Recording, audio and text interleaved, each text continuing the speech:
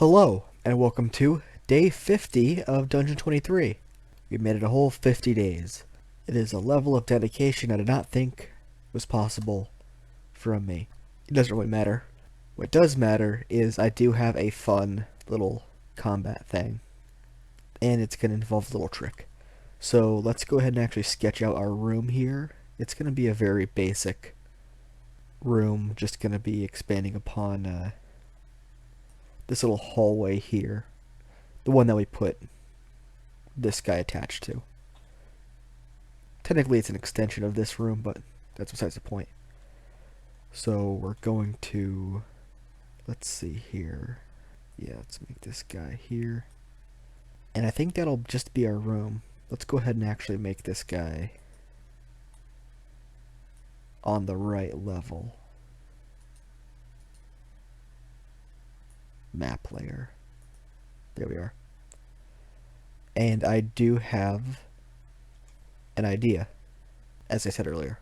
So going over to our art library, I do have two little new guys here, and they should be fun.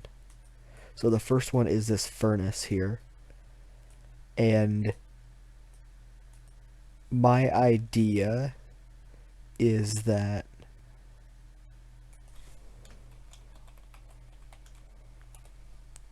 the furnace doesn't really have any stats of its own. Well, it does have stats, but it doesn't have like any kind of combat abilities of its own. It's more just like a magical object. And what it does is it periodically summons smoke mephits. Now, if you don't know what a smoke mephit is, a smoke mephit is a type of elemental that is born of two separate planes of elements. That being the fire element and the air element. Because, you know, fire and air is smoke.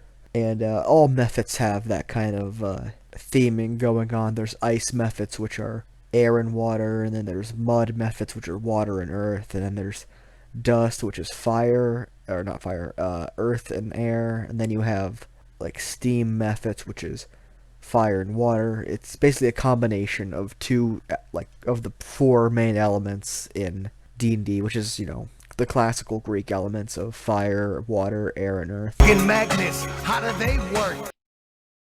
Anyway, so they'll have that kind of theme, and they aren't really that impressive. They are like a CR 1/2, 1/4 creature. The only thing the smoke method has going on for it is it has a flying speed, although it's not very fast. Decent AC, nothing super fancy. Only like 12 hit points, nothing too super special. You cast dancing lights once a day, not very good. Most things that have dancing lights can cast it as much as they want to because it's a cantrip. Having a once a day cantrip isn't very good. It also has the ability to blind a creature for a minute, I believe, which isn't, it's not bad, but if you have multiple creatures, you're basically just giving disadvantage to one creature on attack rolls, because a blinded creature could still hit you. It just maybe can't cast spells, certain spells. Target you with certain spells, I should say. And also it's like a pretty basic attack. So what the furnace does is it conjures one of them on its turn. So let's go ahead and actually stat this guy out. So as we've been doing for the past couple of episodes, we're going to use the object statistics for it. And so it is a large object, obviously, because it occupies a 10 by 10 space, as you can see. Now, it is a large, resilient object. So it's going to be 5d10 for an average of 27. We're just going to give this guy actually 35 HP. So it's a bit tougher. And as always, I like to use the green bar as HP and the blue one as AC, because I'm pretty sure that's how it's supposed to go anyway. Now, the other stuff we made was wood, typically wooden. That had an AC of 15. Now this is because it's made of metal. It's going to have a significantly higher AC, of an AC of 19. Because iron, steel, metal that isn't mithril. Mithril is like a magical metal. Well, I don't think it's actually magical, but it's tough. And that's an AC of 21, but iron and steel is an AC of 19. So we're just gonna have an AC of 19. So it's tough to hit. Now let's get this guy's other additional things done. So we're not gonna give it like all of its stats.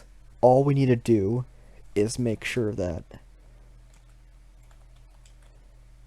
con save is, we're gonna say it's proficient in con save as a con of like 19, 18. So it's gonna be 4 plus 2 for its proficiency bonus. It's gonna be a plus 6 con and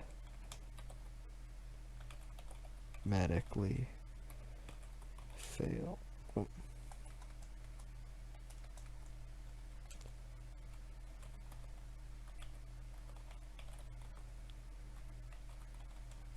Fails dex saves, and it is immune to charmed,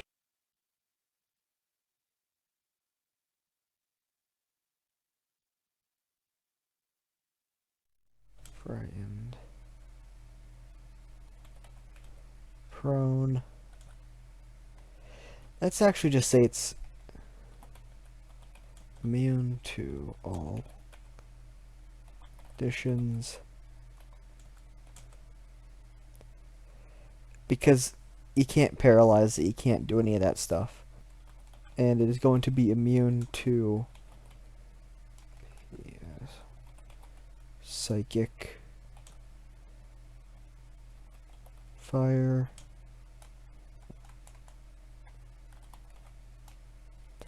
let me put these in alphabetical order because it's going to annoy me if I don't. It's immune to fire damage because, you know, it's a furnace. It's made to be on fire. It is currently on fire, technically. Poison. And psychic. And it's actually going to be vulnerable to cold damage.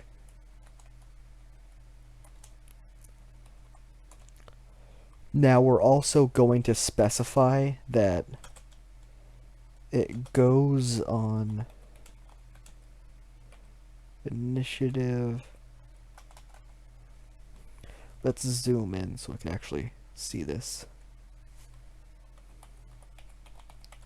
Initiative 10.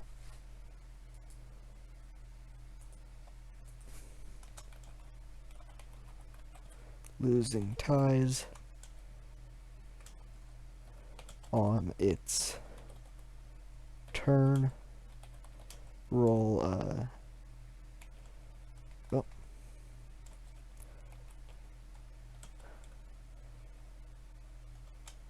If there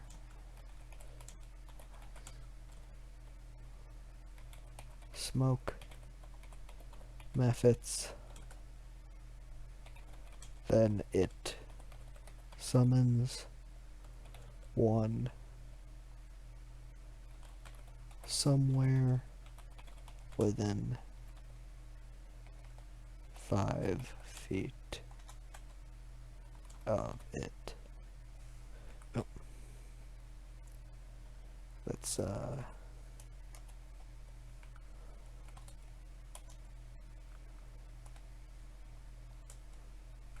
Let's just do one in an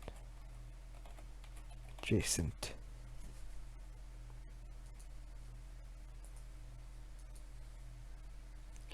That's weird just that it's not in the dictionary. Adjacent space. Once destroyed, cannot summon any more.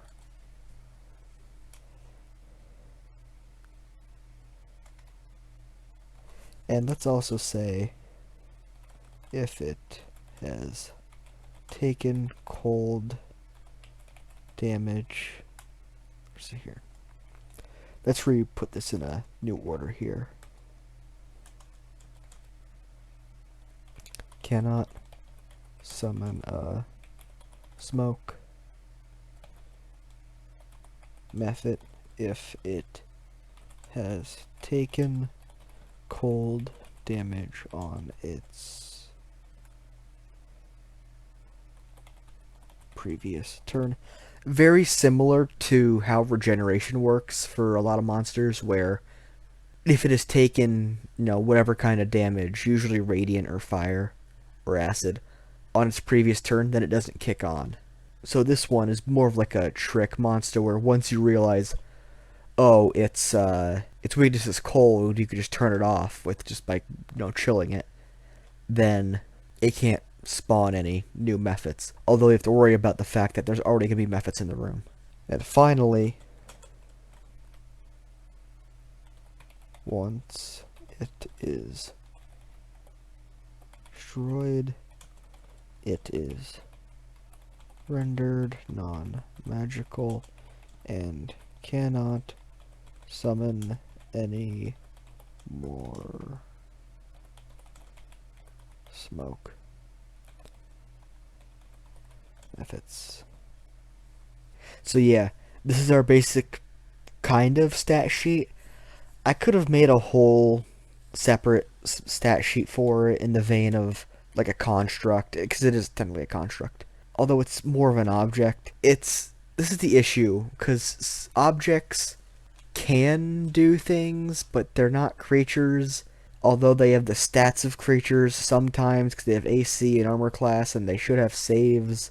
It's kind of like a holdover from older editions where, there was item saves where if you failed it, or if it failed, then it could get destroyed if certain monsters had certain attacks, like disintegrate rays from beholders and traps and all that stuff. And it makes sense that like objects would have constitution and, well, really constitution, maybe strength, because it's how strong it is, kind of. It's really hard to tell, but constitution certainly. I'm thinking of putting it so if you touch it you get burned, but yeah, let's put that down there.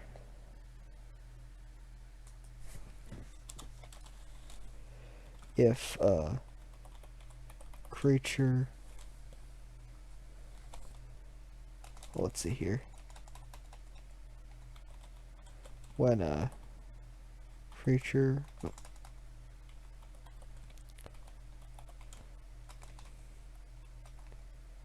TOU touches the furnace and it's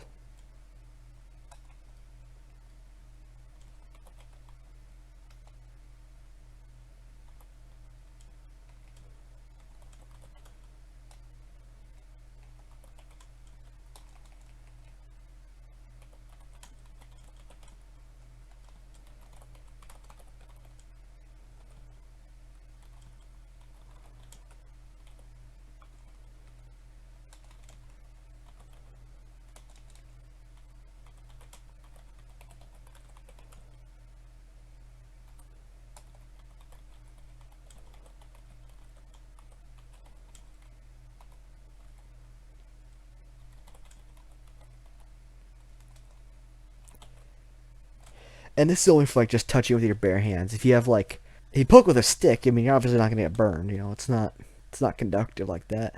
But yeah, this is our furnace. It's a kind of object, kind of construct, thing, magic item, thing. Yeah, that just it.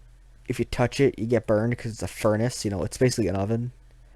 It's weak to cold. You could turn it off by keeping it cold, and it summons smoke methods because methods are annoying, and this is a thing made by a wizard designed to annoy people.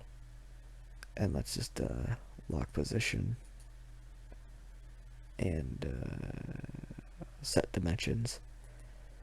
Needless to say, it does not have a movement speed, but this way we could actually access its details. And let's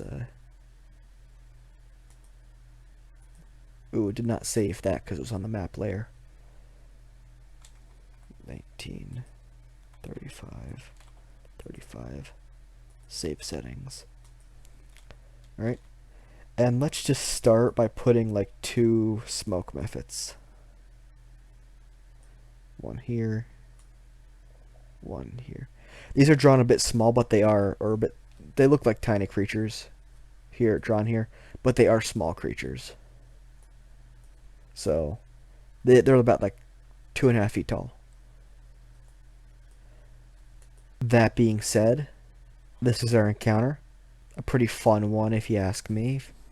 Obviously, I created it. I'm gonna think it's fun. If you think it was fun, then comment it. If you want to see more of these kinds of things, and if you want to constantly reassure how cool and unique and interesting my ideas are, subscribe.